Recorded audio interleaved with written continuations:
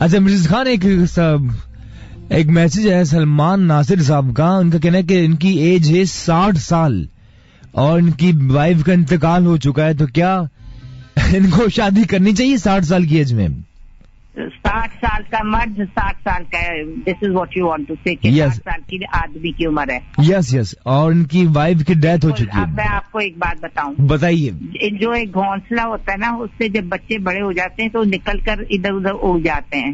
इसी तरह जब आप बच्चों की शादियां करते, कोई बाहर चले जाता, कोई इधर कोई उधर, बेटियों की भी अपनी इतनी जिम्मेदारियां होती है, ससुराल देखना, शौहर देखना, उनके भी बच्चे हो जाते हैं।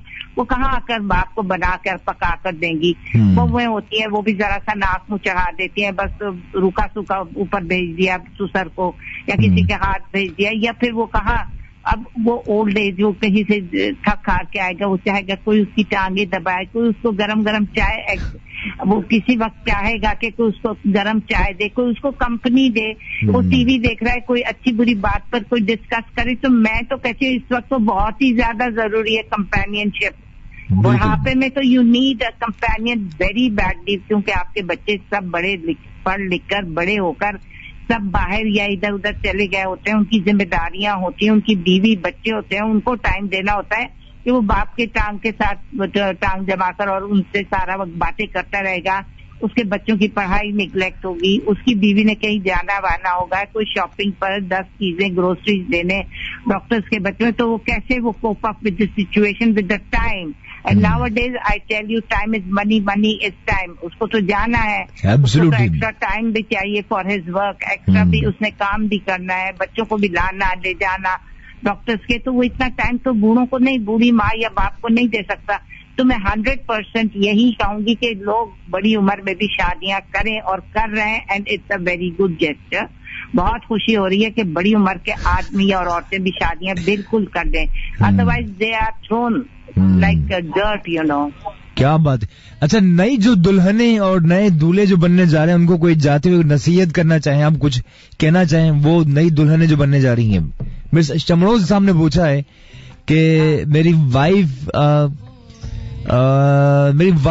बस उनको एक ही शौक है आउटिंग का, तो मैं क्या करूं और गुजारा नहीं होता, तो क्या कहेंगी अब? मुझे कुछ समझ ही नहीं आई आपकी बात, इतना डिस्टर्बेंस हो रहा है। जी, चमरोज साहब का सवाल है और उनका ये कहना है कि मेरी वाइफ को खर्चे बहुत करती है और मेरी आमदनी कम है, तो मैं क्या करूं, कैसे समझाऊं अपनी बीवी को?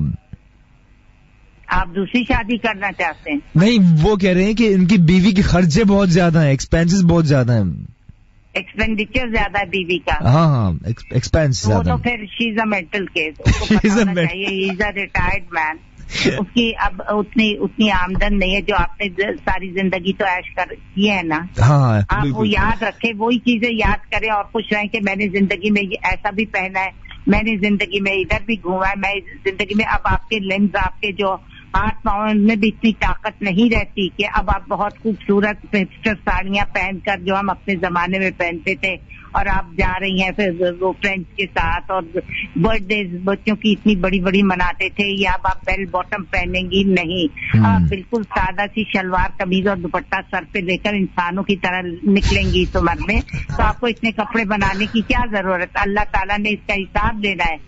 आपको पता है एक एक कपड़े का और एक एक कतरा पानी जो आप गिराते हैं और आप जोर से जो आप चलते हैं वो सीधा तान के, इन चीजों का अगर हमें बताया जाए और हम बच्चों को ये बताएं कि हमें इन चीजों का हिसाब देना पड़ेगा।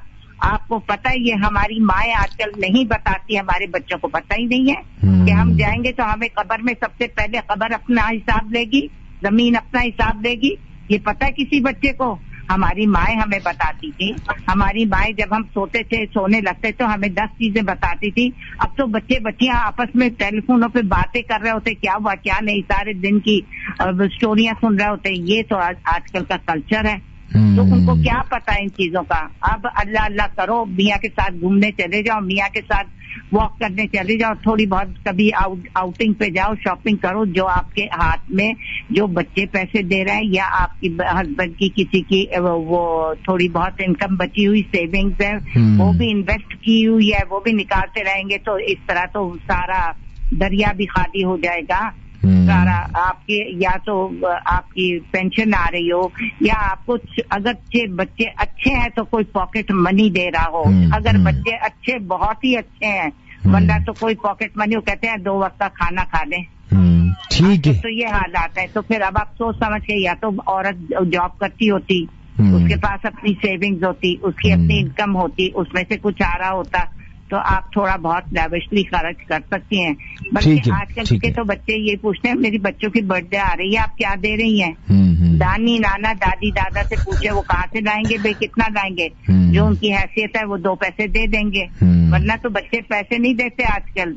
आजकल सिर्फ खाने को दे देते हैं, क्योंकि जाहिर है बच्चों का भी उनका खर्चा है, स्कूल का खर्चा है, ट्यूशन की फीस है, अपना ट्यूशन लगी हुई है, वैन की फीस है, बच्चों के अपने डिमांड है, वो कहाँ से माँ बाप को देंगे? वो 2 वक्त का खाना दे दे, सास बहू उसकी खुशी खुशी तो मुंह टेढ़ा ना करे और सीधी तरह से उसको खाना मिलता है, वही बहुत है। अल्लाह का शुक्र करो। ठीक है जी, बहुत बहुत शुक्रिया मिसेस खान। आपको बिल्कुल आजकल के हालात के मुताबिक बातें बता रही हूँ। ठीक है जी, बहुत शुक्रिया Mrs Khan. Thank you. Okay, nice talking to you, God bless you. Thank you, same to you.